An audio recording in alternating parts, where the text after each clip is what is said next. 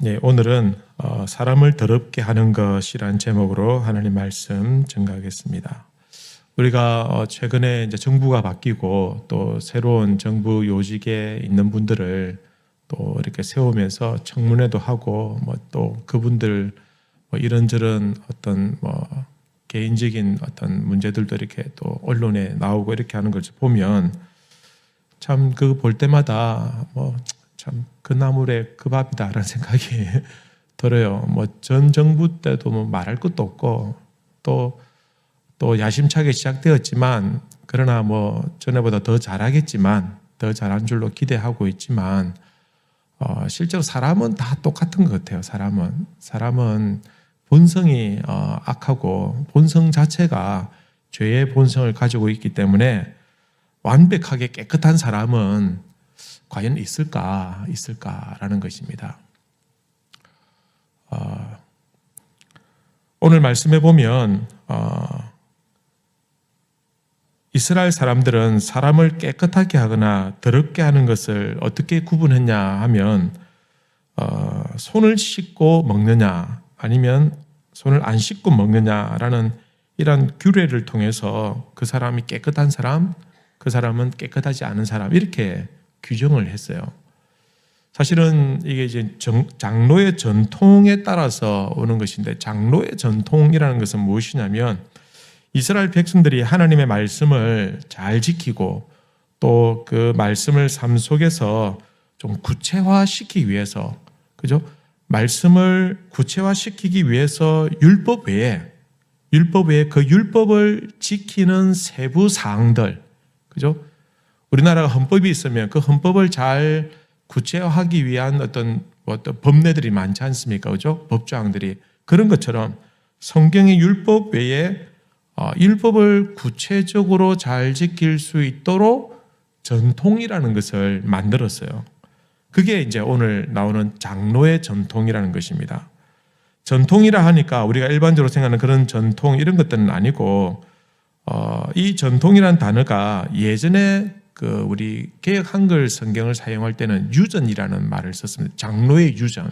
이 단어가 무슨 뜻이냐면 파라디도스라는 단어인데 파라디도스는 전해주다, 건네주다라는 그런 의미를 가지고 있습니다.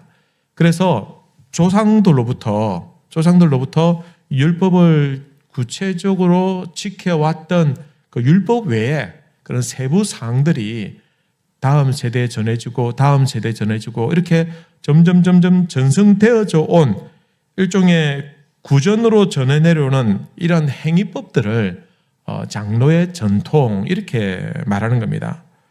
유대인들은 모세를 통해서 하나님 앞에 율법의 말씀 받았지 않습니까? 어디에서 받았습니까? 시내산에서 그죠? 시내산에 올라가지고 받았는데 또 구전으로 전하는 전통도 받았다라고 이렇게 생각을 하고 있었어요. 이 구전 있지 않습니까? 옛날부터 내려오는 이 구전들을 성문화시킨 것, 문서로 기록하고 성문화시킨 것을 미시나라고 합니다. 미시나라고 하는데 이 미시나라는 것은 율법의 울타리라는 뜻입니다. 그러니까 율법을 더 잘 보호하고 지키기 위한 것들이다 이런 의미를 가지고 있어요. 그런데 이 미시나를 또 해석한 게 있어요. 주석한 게 있는데 이것을 게마라라고 하는데 제가 왜 이 말을 들냐면 미시나하고 게마나하고 이걸 합쳐가지고 우리가 잘 아는 탈무드가 나온 겁니다. 탈무드는 사실은 성경의 율법들을 잘 지키기 위해서 나온 전통들 그리고 그 전통들을 해석한 이야기들 이런 것들이 탈무드가 되는 겁니다. 이런 것들은 주로 정결 규례 깨끗하게 하는 이 정결 규례를 구체적으로 만들었고 세부 사항들을 세칙들을 이렇게 말하는 겁니다. 그러니까 이 장로의 전통은 원래 나쁜 의도로 만든 게 아니에요. 좋은 의도로 만든 겁니다. 어떻게 하면 율법을 잘 지킬 수 있을까? 예를 들면 사랑하라. 어떻게 하면 사랑할 수 있을까? 그래서 우리가 사랑하기 위해서 아침에 주일마다 교회 오면은 인사를 하자. 아니면 반갑게 악수를 하자. 아니면 허그를 하자. 이런 식으로 하는 겁니다. 그래서 사랑하라라고 했으니까 이것을 구체적으로 하기 위해서 우리는 들어올 때마다 악수를 한다. 이게 전통이 되는 거예요. 그래서 사람들이 들어올 때 악수하면은 사랑하는구나. 악수 안 하면은 사랑하지 않는구나. 이게 점점 좋은 의도로 만들어졌는데 시간이 갈수록 이게 나쁜 의도로 좀 사용되는 이런 것들을 말하는 것입니다. 오늘 성경에 보면 전통에 정통한 사람들 이야기 나옵니다. 그들은 누구냐면 바리새인들과 서기관들입니다. 이 사람들은 예수님께 와가지고 예수님의 제자들이 먹을 때 손을 씻지 않는 것을 딱 보고 저것들 봐라. 원래는 음식을 먹을 때 어떻게 해야 됩니까? 손을 씻고 먹어야 됩니다. 그래서 아까 제가 말씀드린 것처럼 악수하면 사랑하는구나 라고 아는 것처럼 손을 씻고 먹으면은 쟤는 깨끗하구나. 손을 안 씻고 먹다? 쟤는 더럽구나. 이렇게 이 바리새인들과 서기관들은 판단을 한 거예요. 이 손 씻는 규례는 정결규례 중에서 하나에 나옵니다. 단순히 사실은 음식을 먹기 전에 손을 씻는 위생상의 문제만 아니에요. 위생상의 문제로 정결규례 이렇게 말하는 것이 아니라 그 사람을 아예 통틀어서 의식상으로 정결법으로 만든 겁니다. 의식상으로 정결케 하는 거예요. 그러니까 실제로는 손을 안 씻고 먹으면 위생상으로는 안 깨끗하죠, 사실. 그죠? 그래서 손 씻고 먹으라. 이게 이제 그건데 이거를 좀 더 심화시켜가지고 의식상으로 손을 씻고 먹으면은 그 사람은 위생적으로만 깨끗한 것이 아니라 그 사람 마음도, 그 사람도 신앙도 깨끗하다. 이렇게까지 확대해가지고 보는 거예요. 그러니까 손을 씻지 않으면은 저 사람은 저 마음이 더러운 사람이다. 저 사람은 마음이 깨끗하지 않은 사람이다. 이렇게까지 확대해서 보는 겁니다. 그러니까 이게 이제 문제가 되는 거예요. 그러니까 제자들이 손 안 씻고 먹는 것을 보고 이 제자들은 정결하지 않은 인간들이다. 저는 하나님 앞에서 깨끗하지 않은 사람들이다. 라고 이렇게 말하는 겁니다. 제사장들이 제사를 집례할 때 그들이 성전 안에 들어가기 전에 꼭 하는 일이 있습니다. 그 성전 앞에 보면 물두멍이라고 큰 물대야가 있어요. 물대야가 있는데 여기에 반드시 손을 씻고 또 발도 씻고 들어가게 되어 있어요. 근데 만약에 이거를 씻지 않으면은 제사장은 정결규례를 어겼기 때문에 그 성전에 들어가면 하나님 벌을 받게 되어 있어요. 그러니까 하나님께서 뭐라고 봅니까? 손을 씻는 그 행위를 통해서 위생상으로만 깨끗한 게 한 것이 아니라 그 행위를 통해서 그 사람이 하나님 앞에서 정결하게 서는 것이다 라고 이렇게 보는 거예요. 그래서 전통이 이렇게 확대되어져 가지고 유대인들은 이제 공식적인 그런 어떤 기도를 할 때나 아니면은 식사를 하기 전에 반드시 손을 씻어야 된다라고 이렇게 전통으로 확 결정을 해버렸습니다. 유대인들은 이렇게 하는 것이 하나님의 뜻을 따르는 것이고 이렇게 하는 것이 하나님의 말씀을 잘 지키는 것이다라고 생각했어요. 그래서 하나님께서 정결하라라는 구약의 율법이 있으니까 이 말씀을 주셨는데 이걸 어떻게 하면 잘 지킬 것인가? 이것을 잘 지키기 위해서 전통을 만들고 이 전통을 지키는 것을 보고 그 사람이 정결하다 아니면 정결하지 않다라고 판단을 해버렸다라는 것입니다. 나중에는 참 이게 이제 손을 씻는 이 규례가 어떻게 변질됐냐면은 나중에는 한 손을 씻으면은 한 통을 써야 되고 두 손을 씻으면은 한 통 가지고 두 손을 씻으면은 그는 정결하는데 완전하게 정결하지 못하다. 반만 정결하다. 이렇게까지 이제 생각을 하는 거예요. 그래서 물을 씻을 때 물 양, 그러니까 물 질, 이 물이 어떤 물이냐, 깨끗한 물이냐, 아니면 적당하게 더러운 물이냐, 그리고 물을 붓는 양, 그리고 물을 붓는 방법, 또 옆에서 도와주는 사람이 누구냐, 도와주는 사람이 또 어떤 자세로 하느냐, 이렇게 세세하게까지 규정을 하고 손을 씻을 때 손등만 담그느냐, 손목까지 담그느냐, 아예 팔뚝까지 다 담그냐, 이런 것까지 구체적으로 만들어가지고 이걸 정결 규례로 하는 이런 잘못된 이런 어떤 전통들이 사람들을 이제 얽어매게 되고 사람들에게 부담이 되고 그 율법이 짐이 되게 되었다라는 것입니다. 이런 전통들이 많은, 손을 씻는 이 행위만 제가 말씀드렸고 이런 전통들이 많은 거예요. 원래는 말씀을 잘 실천하기 위해서 만들어졌지만 나중에는 이러한 전통들이 하나님의 법을 대신하고 율법의 자리에까지 대신 들어서게 되었다라는 것입니다. 여러분, 예전에 지금 어떻게 할지 잘 모르겠습니다만 예전에 어릴 때 저희 공부 때만 해도 교과서가 있고 그 다음에 그 교과서 숙제를 풀려면 꼭 뭐가 필요합니까? 예? 전과. 뭐 참고서, 우리 때는 전과. 전과 기억납니까? 이렇게 두꺼운 책에다가 이렇게 큰 글로, 그죠? 이거 하나, 야, 그때 저희 집이 가난해가지고 이걸 못 사가지고 친구한테 10분만 빌리도 해가지고 빌려가지고 그 문제 풀어놓은 거 있지 않습니까? 그거 뺏기고 또 다시 돌려주고 또 나중에 걔가 또 안 보면 또 한 번만 더 빌려도 해가지고 이런 비굴하게 살았던 우리를 비참하게 만들고 비굴하게 만들었던 그 전과 원래는 교과서 중심인데 나중에는 전과가 교과서를 대신해가지고 선생님이 아예 처음에는 교과서가 나중에는 아예 전과 펴놓고 이 문제를 이렇게 풀고 저렇게 풀고 숙제까지도 다 그렇게 시킨 거예요. 그러니까 전과 없는 가난한 애들은 숙제 못 해가지고 맨날 얻어터지고 전과 있는 애들은 막 숙제해가 룰루랄라 지가 공부한 것도 아니고 그대로 뺏겨가지고 내고 그러니까 전과가 공부를 잘 보충하기 위한 학습 도구로 만들어졌는데 나중에는 교과서 대신에 이 교육 방법을 변질시키는 그런 부작용을 생기게 했다라는 겁니다. 전통도 그래요. 전통도.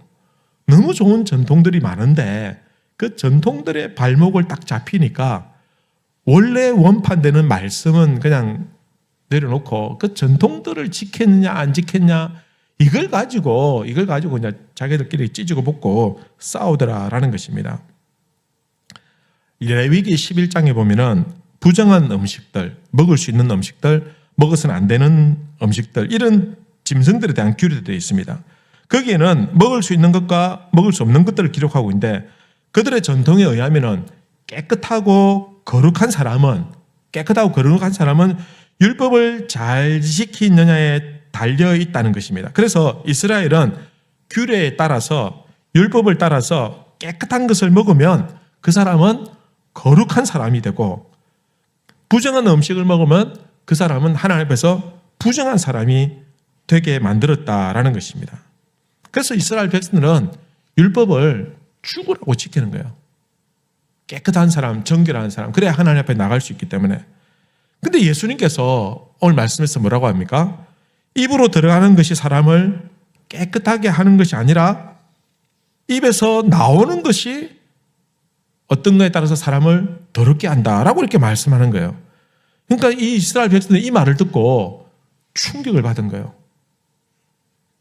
아니, 입에 들어가는 것이 무엇이냐에 따라서 깨끗한 사람, 부정한 사람이 되는 줄 알았는데 율법에서 분명히 레위기 11장에 민수기 14장에 보면 하나님께서 먹으라고 규정한 음식 이걸 먹어야 깨끗한 사람인데 이거 먹는 거 말고 예수님이라는 사람은 뭘 먹는 게 그게 중요한 게 아니다. 네 입에서 나오는 것이 사람을 더럽게 한다 라고 이렇게 말하는 겁니다. 이 말씀이 충격인 거예요. 이스라엘 사람들에게는. 그들이 알고 있었던 것, 그들이 배워왔던 것들과는 전혀 다른 가르침입니다. 소위 경건하다는 사람들은 평생 목숨 걸고 이거 지키려고 그렇게 해왔는데 그렇게 지켜온 규례나 전통 같은 것이 자신을 깨끗하게 하는 것이 아니다 라고 하니까 당황하게 되었다라는 것입니다. 그렇다면 예수님께서 말씀하신 사람을 깨끗하게 하거나 사람을 더럽게 하는 것은 무엇이냐? 입에서 나오는 것이다. 입에서 나오는 것이 사람을 더럽힐 수도 있고 깨끗하게 할 수도 있다. 여러분 18절 말씀 한번 볼까요? 같이 한번 읽읍시다. 시작. 입에서 나오는 것들은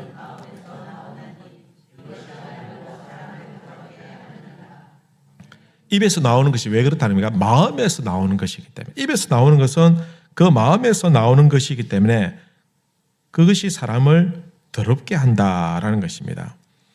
어떤 종류의 음식을 먹느냐가 아니라 어떤 생각을 하느냐, 어떤 마음을 먹느냐에 따라서 그 사람이 깨끗할 수도 있고 더러워질 수도 있다. 너희는 정결하라, 너희는 거룩하라 라고 할 때 우리에게 정결하라고 합니다.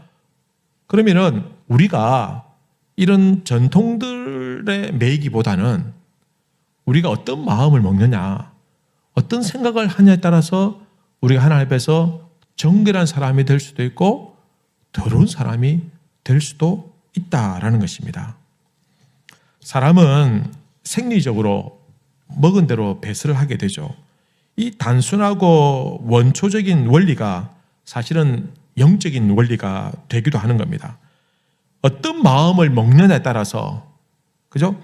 그 마음에 내가 무엇을 담느냐에 따라서 그 마음에 자리한 것이 결국은 입으로 나오게 된다라는 것입니다. 19절에 보면 마음에서 나오는 것이 무엇이라고 했습니까? 악한 생각과 살인과 간음과 음란과 도둑질과 거짓 증언과 비방하는 것이다. 이런 것들이 사람을 더럽게 한다라는 것입니다. 여러분, 사람들 마음속에 누구에게나 이런 것들이 있다라는 사실은 사실 놀라운 일이 아닙니다. 도덕이나 윤리나 교양이나 체면이나 남들의 시선, 자신의 신념, 이런 것들로 우리의 생각을 누르고 그 다음에 딱 다듬고 훈련시키고, 그래서 바른 생각을 갖도록 그렇게 자꾸 자극을 주고 훈련을 시키고 다듬어서 그렇지, 그러나 우리 자신의 내면을 정직하게 들여다보면 예수님의 말씀을 인정할 수밖에 없어요. 마음 깊은 곳에 이런 악한 생각들이 있더라는 겁니다. 분노하는 마음도 있고 미워하는 마음도 있고 살인하는 마음도 도사리고 있는 겁니다. 끊임없이 솟아오르는 탐욕과 탐심과 욕망들, 남들보다 더 잘 되려고 하는 그런 비교의식들, 나보다 남이 더 잘 되면은 그게 시기가 생기고 질투심이 생기고 나도 모르게 툭툭 튀어나오는 거짓말들, 회방하는 말들, 차마 말로 하기 부끄러운 그런 생각들, 이 모든 것들이 악한 마음에서 나오는 것이다 라고 성경은 우리에게 지적하고 있습니다. 그래서 예수님 우리가 무엇을 먹느냐가 아니라 이런 악한 마음이 입으로 나오면서 사람을 더럽게 하기 때문에 우리 마음을 잘 다스리라, 우리 마음을 잘 훈련시키고 잘 다듬어야 된다라고 이렇게 가르치고 있는 겁니다. 여러분, 우리가 여기서 자유할 수 있는 사람이 누가 있겠습니까? 우리는 태생이 죄인인데, 그죠? 그런데도 우리 스스로 선을 행한다든지 아니면 고상한 취미를 갖는다든지 아니면 철학적인 사유를 논한다든지 아니면 문화와 뛰어난 문명 안에서 생활한다든지 이런 것들이 우리를 깨끗하게 해줄 것이라고 착각을 하고 있습니다. 절대로 그렇지 않습니다. 아무리 내가 좋은 책을 많이 읽어도, 아무리 내가 몇 시간을 앉아가지고 묵상을 해도 우리 스스로는 우리 마음을 깨끗하게 거룩하게 할 수가 없어요. 왜냐하면 우리는 태어날 때부터 죄의 본성을 태어나고 있기 때문에. 그래서 예수님께서 씻지 않는 손으로 음식을 먹는 제자들을 바리새인들과 서기관들이 공격할 때 자신들은 거룩한 척하고 자신들은 깨끗한 척하고 그렇게 하고 있는 그들을 예수님께서는 특별히 회칠한 무덤이라고, 그죠?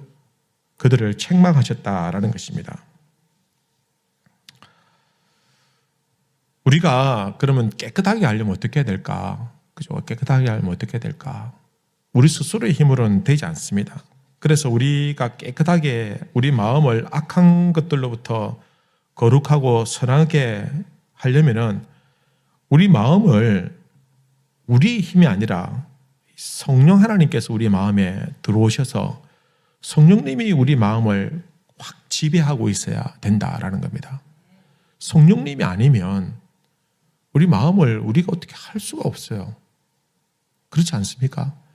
성령님이 우리에게 오셔서 우리 마음을 통치하고 다스려 주셔야 되는데, 그렇게 하려면, 성령님이 오게 하시려면 어떻게 해야 되냐?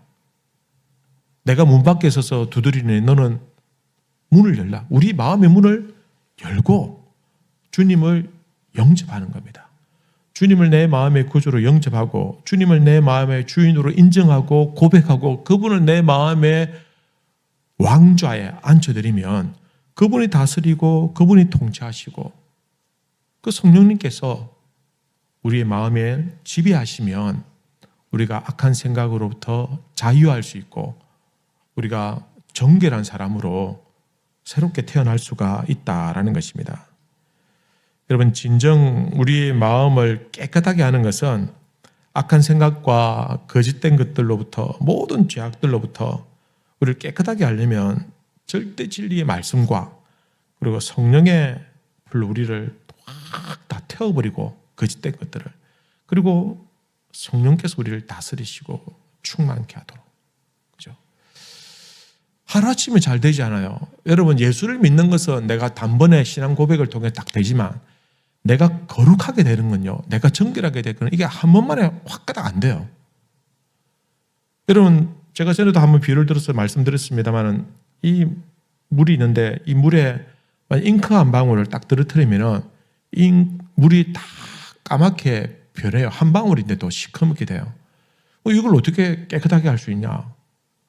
홀랑 다 마시면 내가 더러워지는 안 되겠고 어떻게 됩니까? 여기에 새물을 계속해서 부어야 됩니다. 계속해서 깨끗한 물 가지고 계속 부으면은 계속 흘러 넘치겠죠. 그러면 점점 더러운 물이 밖으로 흘러나가고 나중에는 새물이 가득 차게 되는 것입니다. 우리가 한꺼번에 깨끗하고 거룩한 사람이 안 돼요.